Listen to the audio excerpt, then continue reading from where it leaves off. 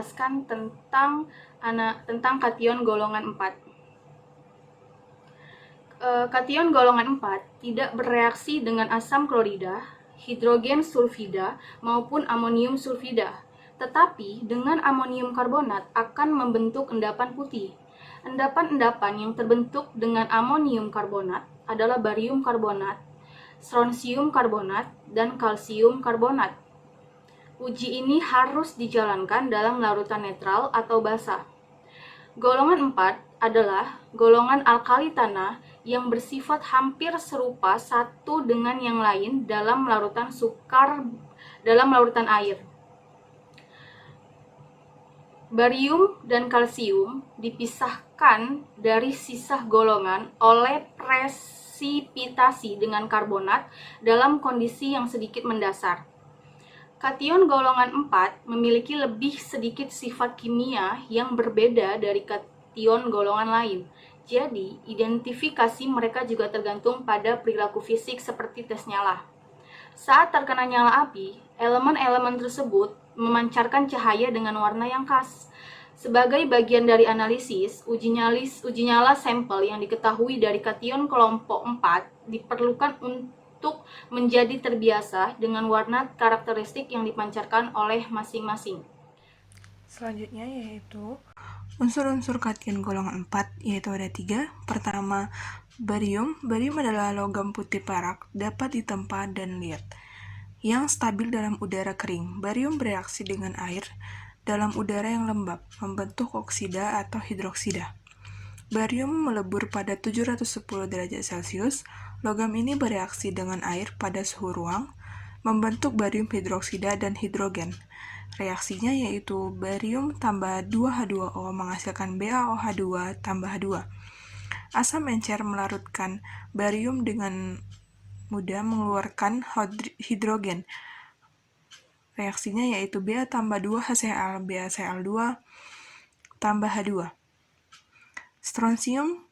Selanjutnya, strontium adalah logam putih perak yang dapat ditempa. Strontium melebur pada 771 derajat Celcius. Sifat-sifatnya serupa dengan sifat-sifat barium. Terakhir yaitu kalsium. Kalsium adalah logam putih perak yang agak lunak. Ia melebur pada 845 derajat Celcius.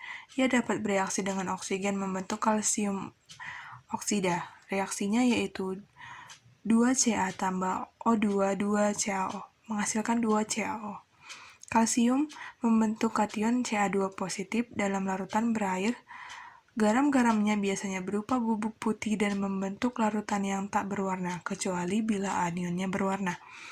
Kalsium klorida padat bersifat higroskopis dan sering digunakan zat pengering. Kalsium klorida dan kalsium nitrat dapat larut dengan mudah dalam etanol atau dalam campuran 1:1 dari etanol bebas air dan etil eter. Selanjutnya yaitu analisis kation golongan 4. Metode dalam melakukan analisis kualitatif ini dilakukan secara konvensional, yaitu memakai cara visual yang berdasarkan kelarutan. Pengujian kelarutan dilakukan pertama-tama dengan pengelompokan ion-ion yang mempunyai kemiripan sifat. Pengelompokan dilakukan dalam bentuk pengendapan di mana penambahan reaksi tertentu mampu mengendapkan sekelompok ion-ion. Untuk menganalisa kation, bila bahan pelarut dilarutkan terlebih dahulu, namun bila suatu berupa cairan atau larutan langsung digunakan. Pada umumnya, suatu kombinasi kation dapat larut dalam air dan HCl. Tetapi ada juga yang tidak larut. Oleh karena itu, pelarut yang biasa digunakan adalah air atau HCl encer. Oke, selanjutnya yaitu masuk kepada identifikasi barium atau Ba. Yang pertama yaitu barium bereaksi dengan air dalam udara yang lembab, membentuk oksida atau hidroksida. Barium melebur pada 710 derajat Celcius. Logam ini bereaksi dengan air pada suhu ruang, membentuk barium hidroksida dan hidrogen, yaitu Ba tambah 2H2O menghasilkan Ba2 positif dan tambah H2 tambah 2OH negatif. Asam encer melarutkan barium dengan mudah dengan mengelarutkan hidrogen. Ba ditambah 2H positif menghasilkan Ba2 positif ditambah H2. Barium adalah bipalen dalam garam-garam, membentuk kation barium 2, Ba2 positif, klorida dan nitratnya larut. Tetapi dengan menambahkan asam klorida pekat atau asam nitrat pekat kepada larutan natrium, barium klorida atau nitrat mungkin mengendap sebagai akibat hukum kegiatan massa. Selanjutnya yang kedua yaitu larutan amonia. Pada larutan amonia ini tidak terjadi endapan barium hidroksida karena kelarutannya yang relatif tinggi. Jika larutan yang basah itu terkena udara luar, sedikit karbon dioksida akan terserap dan terjadi kekeruhan yang ditimbulkan oleh barium karbonat. Sedikit kekeruhan mungkin terjadi ketika menambahkan regensia. Ini disebabkan oleh sejumlah kecil amonia karbonat yang sering terdapat dalam regensia yang telah lama. Yang ketiga yaitu masuk kepada larutan amonium karbonat. Pada larutan ini endapan putih barium karbonat yang larut dalam asam asetat dan dalam asam mineral encer, yaitu Ba2 negatif ditambah CO3 2 negatif menghasilkan BaCO3. Oke. Endapan larut sedikit dalam larutan garam-garam amonia dari asam kuat. Ini disebabkan karena ion amonium sebagai suatu asam kuat bereaksi dengan basa, yaitu ion karbonat CO3 2 negatif, dengan mengakibatkan terbentuknya ion hidrogen karbonat HCO3 negatif, maka konsentrasi ion karbonat dari larutan menjadi berkurang, yaitu NH4 negatif ditambah CO3 2 negatif menghasilkan NH3 ditambah HCO3 negatif, atau yaitu NH4 negatif ditambah BaCO3 menghasilkan NH3 ditambah HCO3 negatif ditambah Ba2 negatif. Jika jumlah endapan barium karbonat sangat kecil, ia bisa larut dengan baik dalam garam-garam amonium. Identifikasi strosium atau Cr. Larutan amonium tidak ada endapan. Yang kedua, larutan amonium karbonat, endapan putih strotium karbonat. Rumusnya yang sudah saya tandai dengan garis merah. Strotium karbonat agak kurang larut dibanding barium karbonat. Ciri khasnya, kelarutan yang sedikit dalam garam-garam amonium terurai oleh asam adalah serupa dengan ciri-ciri khas barium karbonat. 3. Asam sulfat encer, endapan putih strosium sulfat. Rumusnya yang sudah saya tandai dengan garis merah. Kelarutan endapan tak dapat diabaikan. Endapan tak larut dalam larutan amonium sulfat, bahkan dengan mendidihkan sekalipun, atau perbedaan dari kalsium. Dan larut sedikit dalam asam klorida mendidih.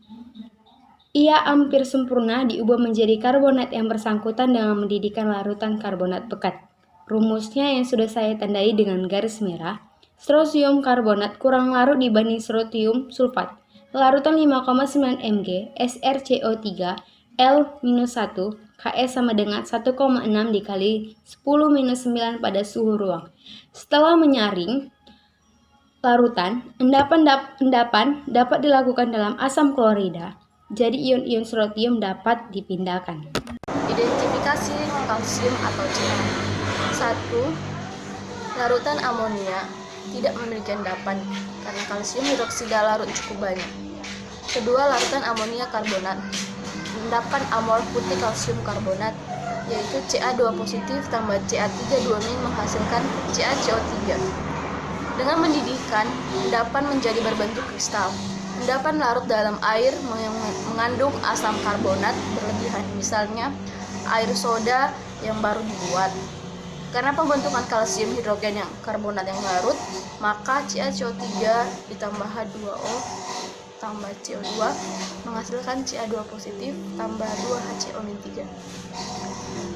Dengan mendidihkan endapan muncul lagi karena karbon dioksida keluar selama proses itu, sehingga reaksinya yaitu CaCO3 tambah H2 positif menghasilkan Ca2 positif tambah H2O tambah CO2, dan CaCO3 tambah 2CH3COOH menghasilkan Ca2 positif tambah H2O tambah CO2 tambah 2CH3COOH. 3. Asam sulfat encer atau endapan putih kalsium sulfat. Rumus reaksinya yaitu Ca2 positif tambah SO4 2- menghasilkan CaSO4. ini ada skemanya ya. Skema pemisahan kation golongan keempat. Nah, jadi dia ini mau menggunakan filter dari kation golongan ketiga. Nah, reagentnya itu ada NH4OH, NH4Cl, dan ditambah lagi dengan NH4 2 kali CO3. Nah, itu akan dia menghasilkan endapan nih dari reagen itu setelah dilakukan endapan. Terus endapan itu disaring. Filtratnya itu akan dilakukan untuk pengujian larutan kation golongan kelima. Nah, dia akan di Ca, di kalsiumnya, di strontiumnya, dan di bariumnya itu dia akan menghasilkan endapan berwarna putih.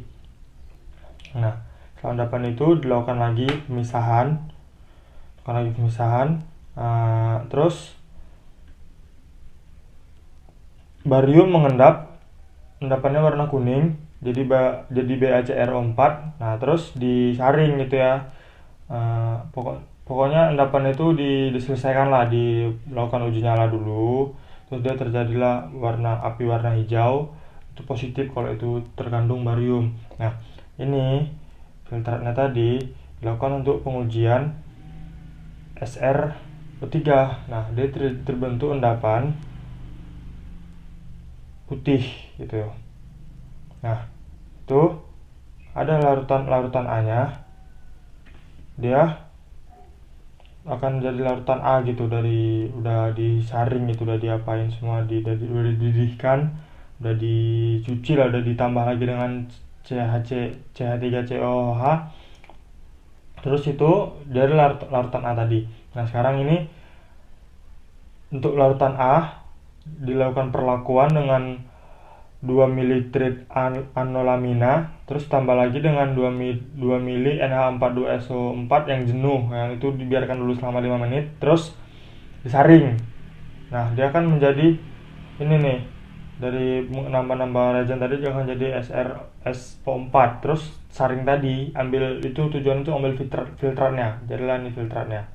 Nah, setelah itu dari larutan barium tadi, filtrat barium tadi, ini kan, kita ke larutan yang ke B. Nah, larutan B ini dilakukan perlakuan lagi dengan ditambah 2 ml NH4 2 kali SO4 yang jenuh. Itu ditambah lagi dengan 0,2 gram Na2S2O3. Diamkan selama 5 menit.